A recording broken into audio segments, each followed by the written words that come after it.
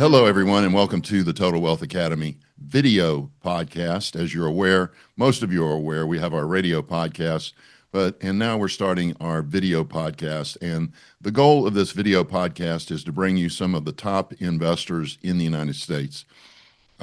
We've got syndicators, sponsors from across the U.S. We have members across the U.S. and in a couple of foreign countries. And we're going to share the ideas and the concepts behind becoming financially independent using real estate investing. And my guest today, Kelly Simmons, is really interesting because she's hit the full spectrum. If I'm not mistaken, Kelly, well, first off, Kelly, thank you for coming on the show. I really appreciate it. Thank you, Steve. Thank you for having me. I really appreciate you inviting me out so that I could really tell my story of where I came from and where I am today with real estate, because I didn't start off with real estate. Yeah, you've gone the full spectrum because you were in corporate America for quite some time, right? Yes, I had been in corporate America for 15 years. Yeah. And then one day you just basically got fed up, or did they do something to you like they did to me? For me, it was a pay cut. You know, I walked in one day and they just cut my pay by 20 grand a year, and that woke me up and that motivated me to get out of it. What was your motivation? So what's interesting is I worked my way up as a project manager, and I really enjoyed my job. I was making really good money, working 60 hours a week, getting great bonuses. I was on my third pregnancy when I had a special needs son. And when I was going to get on the biggest project of my life, or my career life, um, because I was out a lot due to his special needs, they went ahead and pulled the project from me. Now, they didn't decrease my pay because that'd be illegal, but they put me on menial tasks. And with that, I actually started learning about real estate because now I had extra time. I knew that my career was gone and I needed to do something. So I started my education at that point. And what I was trying to say and didn't finish saying was you've done the full spectrum. You've done single family, you've done small multifamily, you've even done big multifamily. Mm-hmm. So you've seen it all. How did you get started? In other words, you mentioned your education. You started getting educated. What did you do there? Well, I started reading books, and that's great. I got my first duplex. And what's interesting is I looked across the street and I said, wow, there's a small apartment complex, but I wouldn't be able to ever do that. You know, that's for big corporations and stuff, but that's a pipe dream for me. So I didn't know how to continue. It was taking me years just to get that duplex. How do people build? And what I found was you can't just do it from a book because you don't have anybody to continue that path. What I needed was a mentor. And that's where I started, getting a mentor, starting buying single family homes. From there, I got up to 10, and then I started selling them. And this is the interesting part, and I didn't even tell you this. I ended up my first GP deal, which means I'm running the property. I got 11 investors collectively to go in with me. They're just passive. They're just sitting back, collecting a paycheck. I ran the show, but it was actually the apartment complex that was across the street from the duplex. I Wow. mean, it was odd. So it was an incredible journey for that. So that's kind of where I started going from transitioning from single family to multifamily. How many doors was that first apartment? So it was 51 doors. And That's a when we good finished, size. yes. And then we added in 4 more doors because there was a whole area that was unutilized. And for my group of residents, they never rented it out. They didn't really, they didn't want to use it. So I took that and I made 4 extra units and made a total of 55 units by the time I sold it. Now, is this the property that got hailed on right before you bought it? So yes, it is. I always call it a hail of a day. 5 days before we closed on the property, we had a huge hailstorm, April 12th. Oh gosh, that was in 2016. And there was 35 windows broken out, five sliding glass doors, a roof collapsed. And the funny story is my husband saw it on the news the next morning and told me to come in here and says, "Is this the property we're buying?" And I said, "Well, yes."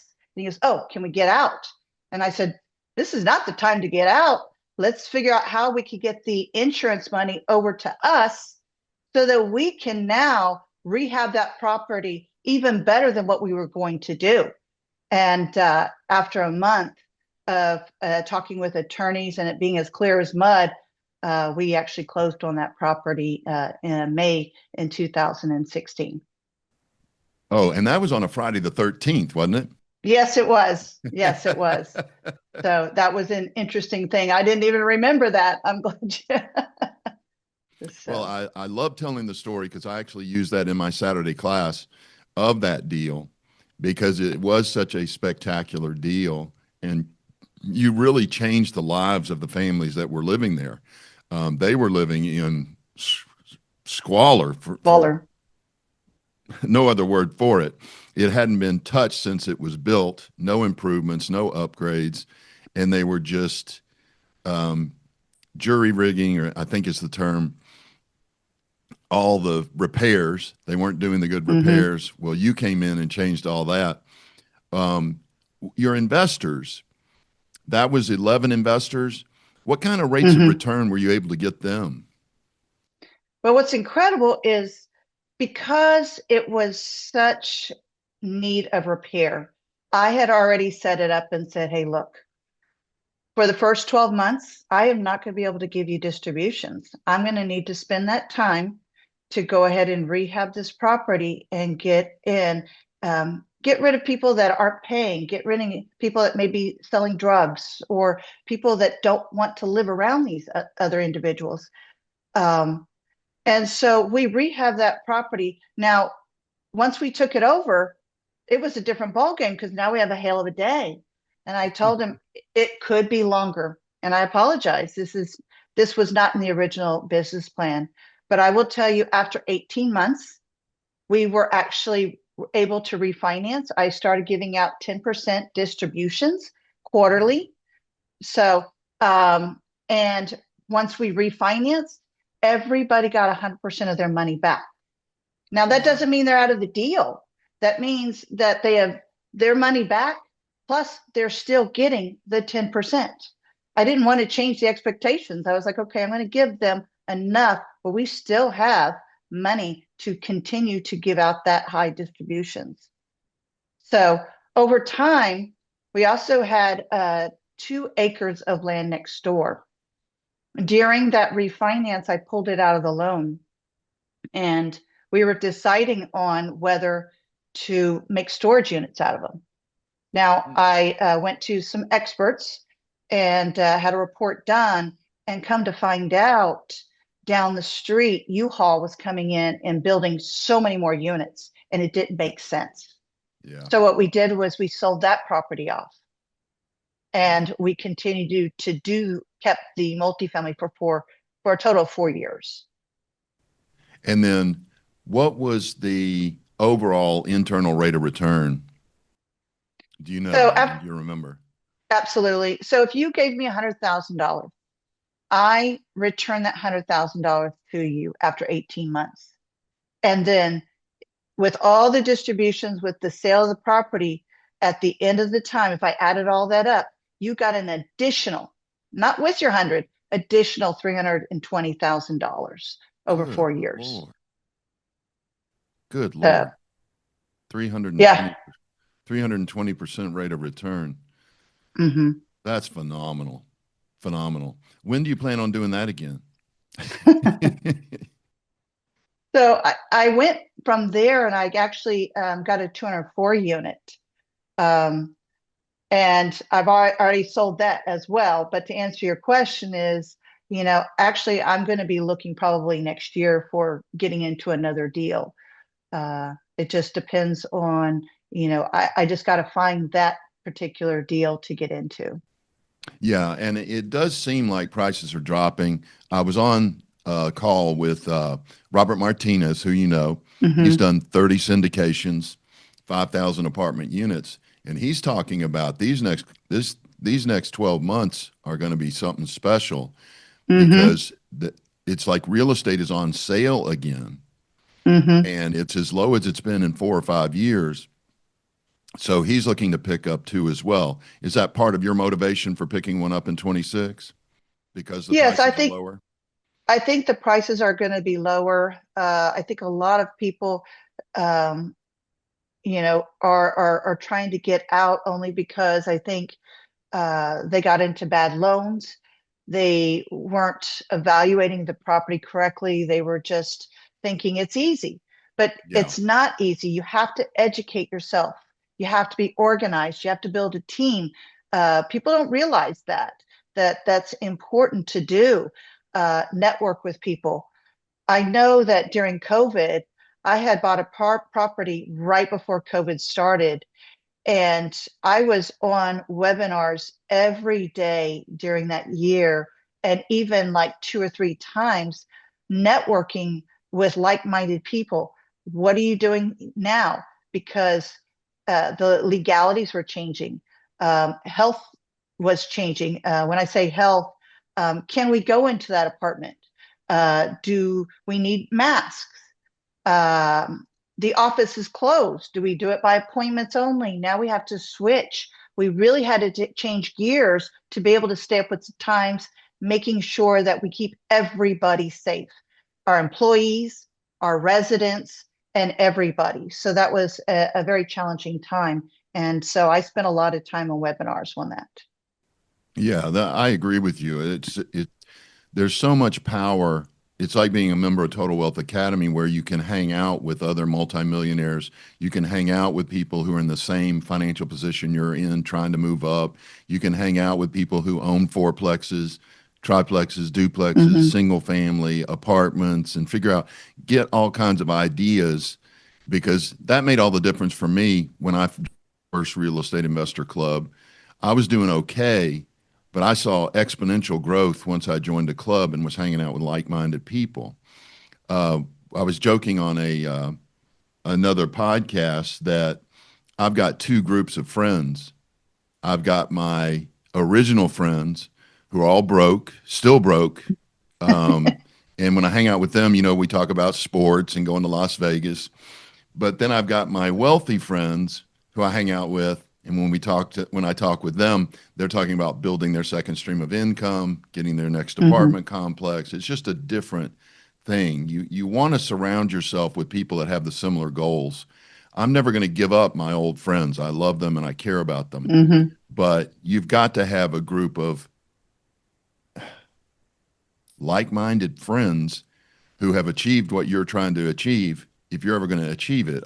Otherwise, you're trial and erroring it, and that just takes too long. We don't live that long. Mm-hmm. Now, once you joined the club, what was the first step that you took? Because, I mean, that's a big deal to go from, was it a fourplex right across the street from that apartment? It was a duplex. A duplex. You have a duplex, you see this apartment across the street. Did you watch other people syndicating deals, or did you originally think you would syndicate a deal? How did you move from, doing your own deals to syndicating? So one of the biggest things is I actually never thought I was going to syndicate. I mean, I was in IT, I was a project manager, but I actually didn't even realize it. But those project management skills actually helped me with this because I was actually during my lunch period or after work, I would buy a single family home and I would need to rehab it. So I would go during lunch and check on the progress of it. I'd go after work and go check on it. And as I was able to get that up and running, now I needed to rent it out. You want to meet me during lunch? I'll rent it out to you, or go in the evening or weekends. And I started building. up my portfolio. And that's the biggest thing, is learning how to do that. My very first house, I still own it. Um, and I bought it for $82,000. It was a short sale. It didn't need any work. I put $1,000 in it. Oh, wow. Yeah. So when I bought it, I had $11,000 because I got a loan on it. I had $11,000 in it. Once I later refinanced it and pulled out 60 some dollars. So now I'm up $50,000. I still own it. Wow. Today, well, back then I was only getting $300 a month for that property. So that helped Wow. me increase my income.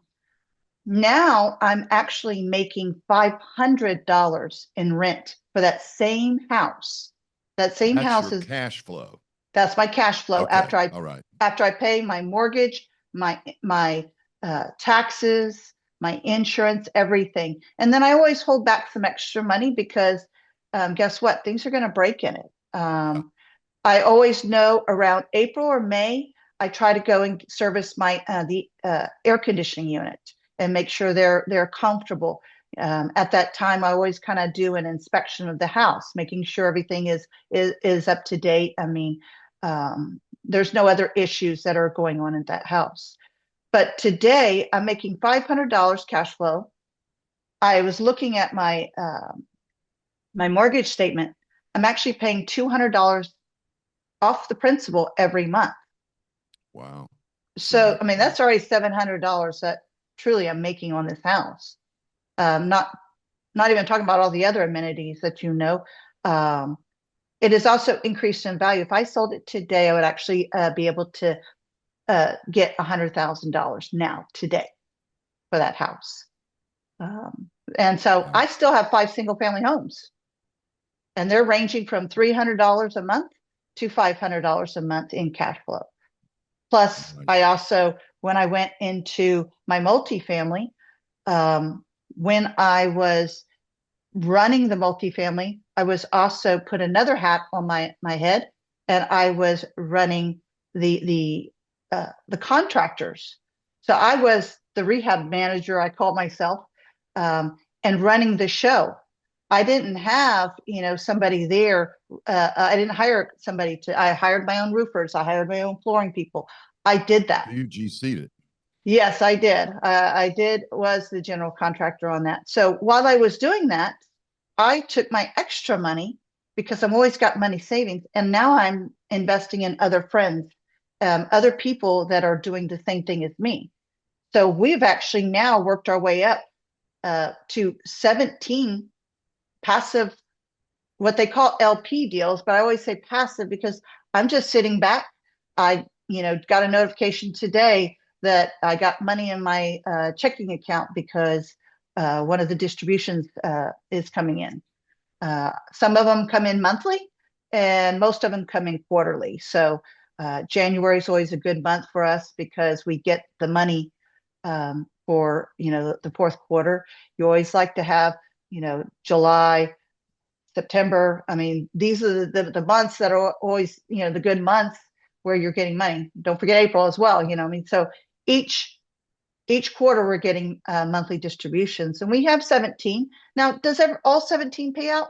No, it's not going to always pan out. There are going to be issues. They may have a water leak but over time they start cash flowing and it starts working for us. Plus, when they refinance, we've had 3 of them refinance and be able to pull out 75 of what we already invested.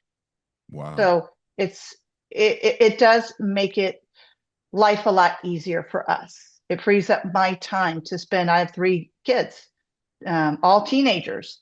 I'm able to go to their golf. We have golf tournaments. Sometimes it's 2-day golf tournaments. I get to spend all day watching golf and encouraging them. My other daughter, she's an equestrian. So I go to shows where I get to watch them jump horses. So I got to be out. We got to leave on a Thursday and be out all weekend. So it does help free up my time. And then when they're in school, I find more properties to invest in, buy um, Wow, and you keep so yourself busy one way or the other. I do. I do. Yeah, so you are a single family active investor, you're a syndicator and a passive investor. And Mm-hmm. just so people, you said it a couple times, but people need to understand that a passive investment is really just as passive as the stock market. You put your money Mm-hmm. up, you do have to read a report here quarterly or monthly, but it's just so easy. It's Mm-hmm. just put up your money and you get double what the stock market makes, or in your case, quadruple, I don't even know, 900%. Lord of mercy. Um, that's a huge difference between letting your money stagnate in the stock market. And then a lot of people aren't aware of this. I forgot to say this on the last show, that they can use their IRA and 401k to invest passively in your Mm-hmm. deals without tax or penalty. That's just a Mm-hmm. phenomenal thing. So, I'd like to make a point on that sure. is when I was in the corporate world, I was always taught put your money away in the IRA, in the 401k. I was always taught that. And I really had a goal of when I retire, I want to at least be a millionaire. I really want to hit that number whenever I retire, 65 or whatever. Um, when we got into real estate, my husband was not keen on pulling that money out. And so I thought, okay, well, we'll just, do it through single families. And, because him and I, we make decisions together. You've got to be on the same page, And in he's a marriage. CPA, right? Yes, Yes. he's I think people should be conservative aware of that.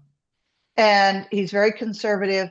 And it's not that he's telling me what I can and cannot do. It's us coming together as a marriage and deciding on it. So I just said, well, I'll just do single family. Well, after a while, I had enough money from I had some single money from single families, but he goes, I wouldn't mind. I'm starting to like this real estate. He started seeing the money come in. He goes, I wouldn't mind if we pulled a little bit out. Well, I'm like, oh, a little. You didn't tell me how much. I just pulled it all out. I pulled it all out, and we ended up paying the taxes. That was hard that year. I will say, um, I wanted to take the advantage, all the tax benefits of pulling it out. Um, uh, when I say benefits, you'd have to, there's a whole, I'm sure education program on that. But yes, you have to pay the taxes then, but there's also a lot of other tax benefits in the future. So we took that and we never looked back. And I will tell you, I took that money and I put it into that first property, and I already met my 401k goal from that one property. Wow. Wow, that's excellent. So you went Mm-hmm. ahead, tore off the bandage, paid the tax and penalty so that you could get the tax advantages and the other benefits of investing your own money. A lot of people are doing a combination. I do have some students that are doing nothing but self-directed IRAs, but a lot of them are doing combination. I Mm-hmm. just spoke with a couple yesterday. They're going to pull 100,000. No, it was this morning. They're going to pull $100,000 out of their IRA and put that into a passive deal. Then they're going to take $100,000 in their IRA and self-direct it into a passive deal. But there is no doubt that in the long run, it's better to tear off the bandage, get that money Mm-hmm. out of the IRA and 401k. But people have so much trouble comprehending that they already owe the taxes. They go, Mm-hmm. "Oh, I've got to pay the taxes." Well, you really already have to. Mm-hmm. The IRA and the 401k can be deceitful because it says you read your statement, it says I've got $500,000. No, you don't. You've got 400, but it Mm-hmm. looks like 500,000. But you got to remove the Mm-hmm. taxes. It's deceptive on many levels, and then it doesn't save you taxes unless you retire broke. That's correct. And nobody's That's goal correct. is to retire broke. Doesn't make any Well, the goal sense. is you're only taking out once you retire. You can only take out a little bit because if you take out too much, then you got to pay too much in taxes. That's right. So um, I wanted to rip off that Band-Aid because now we actually don't have an IRA. We don't have a 401k. We're done. We're done. We don't have any money in the stock market. All we have is a portfolio of multifamily, single family, and now I've got a laundromat that I just bought that I'm working on getting up and running. So Interesting. yeah, and so it makes a lot of freedom for me. And like I said, I could spend as much time as I want with my family. And then, like I said, if I'm, when they're at school, I'm just educating myself. I'm on a webinar trying to figure out what's going on in the economy, what kind of deals can I get into, how to maximize my portfolio. That one property that I have 100,000 in, should I sell it? That's quite a bit of money that I could turn around and make more. What really holds me back is more of a human factor. These people have lived in that house for over 10 years. Mm. And do I want to kick them out because I know if I sold it, they would be gone? Yeah, you'd have to. Uh, they also want to buy it. Now, can they buy it now? They tried last year, interest rates were high. I'll just wait. It's I don't need that money. Um, I'll just give them the time that they need. So maybe hopefully interest rates will come down. Maybe they'll make more money, and maybe they can be able to afford to purchase it from me. That would be That's cool. you know, and that's why I actually still have 5 single family homes is more because I have relationships with these people. Some of them I really actually don't know, but I've had them for over 10 years. Been paying for the So house. yeah, and so I don't want to kick them out. So I'll just make my money in multifamily, and just continue that way. Yeah, I like the combination. There's a lot of members that are doing a combination because sometimes it's just hard to resist some of these single family houses. When you can buy a house for, 1,500 or $5,000 down and make $300 or $400 a month, that's over 100% rate of return just on Hmm. cash flow alone in some cases. So I know that Craig and Linda McKinley, Hmm. sponsors here, syndicators here, she did a house. She netted $12,000 when she closed on it. Now, I don't mean Hmm. she put 12,000 down.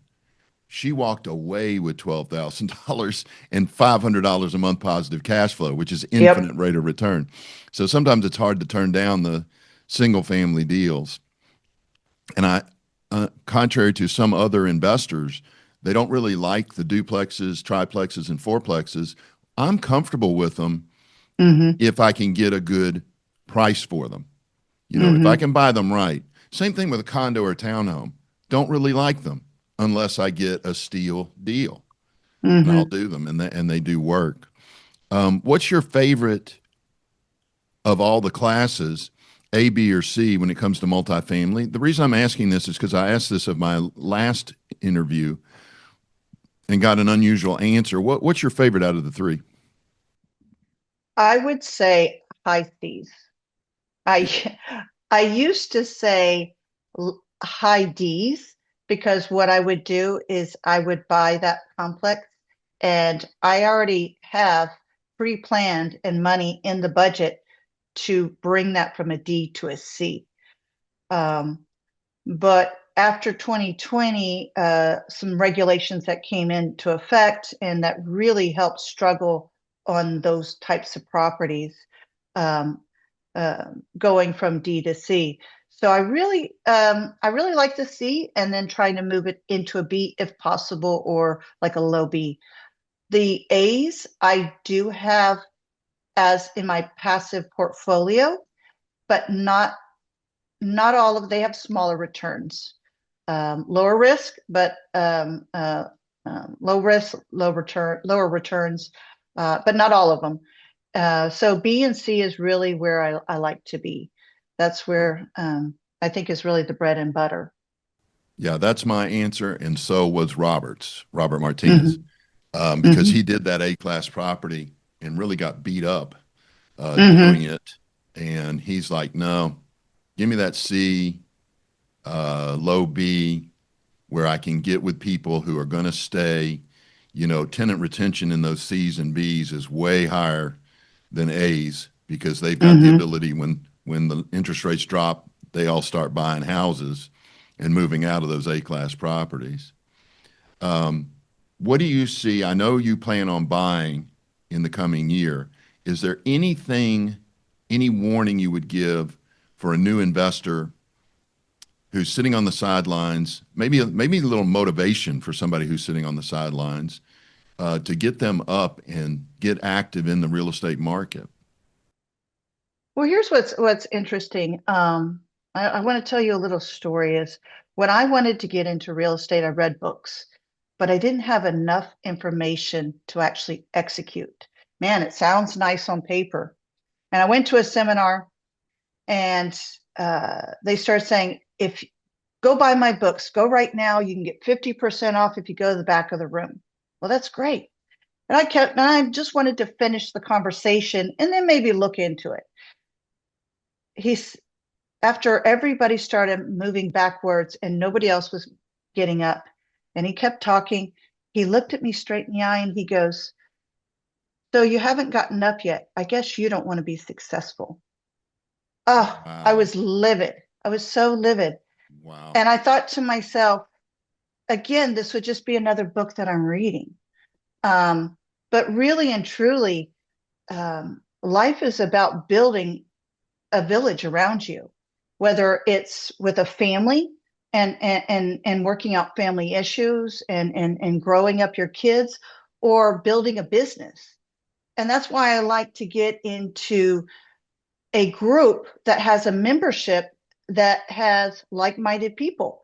COVID was a great example because there was lots of webinars coming together. How are you dealing with this? Nobody knew what to do. We didn't even know if it was going to be gone after the first month. Yeah. We didn't know, what does the CARES Act mean? I had people in eviction court before CARES Act. Can I still evict them? I mean, uh, how do you deal with going into an apartment when we need to fix something?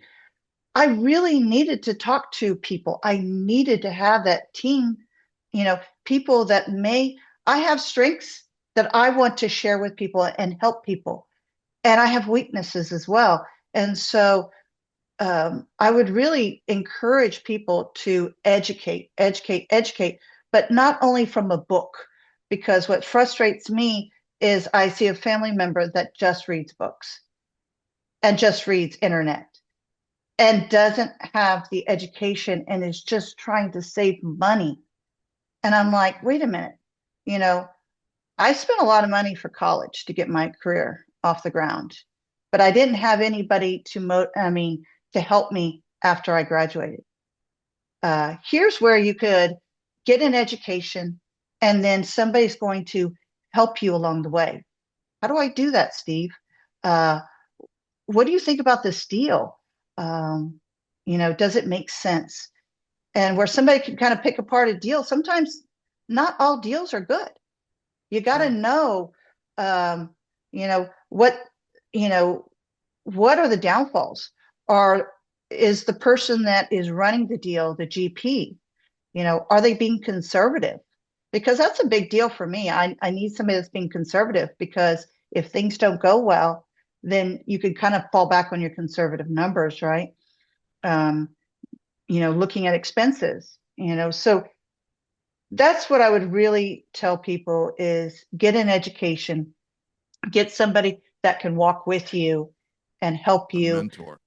Yeah, the mentorship is just a wonderful idea, and not just looking at internet and books. It's just not going to get you where you need to go.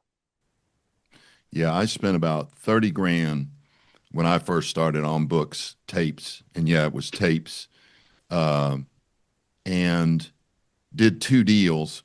One of them I did right, one of them I did wrong. But it wasn't until I joined a club and I had somebody, there that had, in one case, 123 houses.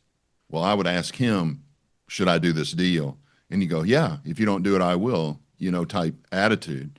Mm-hmm. And that inspired me and just helped me go so much faster. So I agree with you. The trial and error method, the read and read and read and read and read and read and read. I think that too much reading can also lead to analysis paralysis, because there's Hmm. so many different opinions. And the funny thing is, most of them work, but when you hear 10 different things, you don't know which way to go. Hmm. I think that goes along with that joke. What do you know about a guy who has on two watches? He never knows what time it is. Hmm. And that's what I think is happening to a lot of people who are just getting their information through books, podcasts, and things like that. You need to get a mentor on your team. Sooner or later, you're going to have to if you're going to scale up and grow like you've done. So, I want to kind of mention something over the Thanksgiving break. Um, I spent a lot of time learning new card games, learning like Mahjong, different games. I don't know anything from Adam. I'm just learning. And as I continue to play them, there are, you need to get suits or you need to do something to win. And I could go this way or I could go that way. I didn't know, and it gave me a lot of anxiety for that. And as I was learning from my sister teaching me this, she's like, "Well, do it this way or do it that way." And once I made a decision and started going for it, I started winning the game. oh, wow. So, um, and so I think it relates here because sometimes we think about it. Should I read a book? Should I look at a YouTube? I mean, is that going to get me? And it's like, no, she was helping me along the way. At first, I was losing because I was trying to do it on my own. I'm like, then I tell her, hey, can you just help me? And then I started winning because I started learning some strategies, some tactics, oh, did you think about it this way? Oh, I didn't think about it. And so it kind of really applies to this is that in real estate, you really need to have somebody there to kind of guide you and say, here's a strategy or here's a strategy. It's not that one strategy is better than the other, but here's the downfalls of each one. So I think that that's helpful for this. So I'd really tell people just take action, educate yourself. If you're not ready, that's okay. That's okay. Just keep learning, but not just from books. Go and talk to people, have friends that know about real estate. What are the things that you're doing? um, what do you find that's difficult? What do you find that's easy? Everybody's different. Everybody has a different story. So I would say just go out and network. That's a big thing. That's really important. That's why I really like talking with your group because they all know about real estate. And I do have friends that are non-real estate. I don't talk about real estate around them. We Mm-mm. talk about other things. But that's why I like this group. And I always try to find that nugget of new information that I didn't know.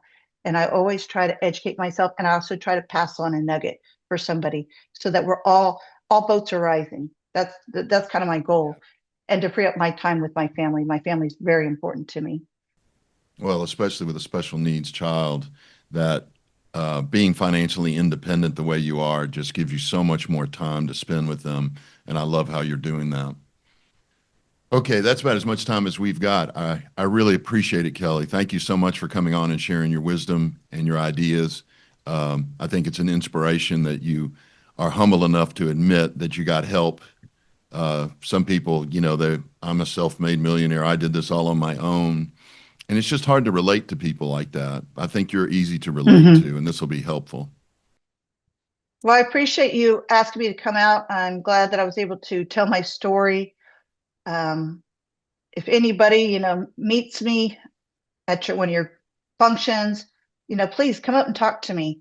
I can help in any way, whether it's encouragement or, just trying to move forward. I think that's the biggest struggle is how do I get out?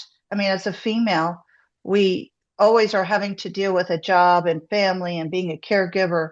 Um, how do I go from that to freeing up my time running a business because ultimately it gives you more time with the family, and that's really important to me that I want to share with people. So I'm always open, just come and say hi if you see me. All right.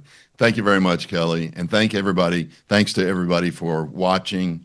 I hope you enjoyed it and got some motivation because it is time to move. 2026 is going to be phenomenal for real estate Mhm. investors. All right. Take care.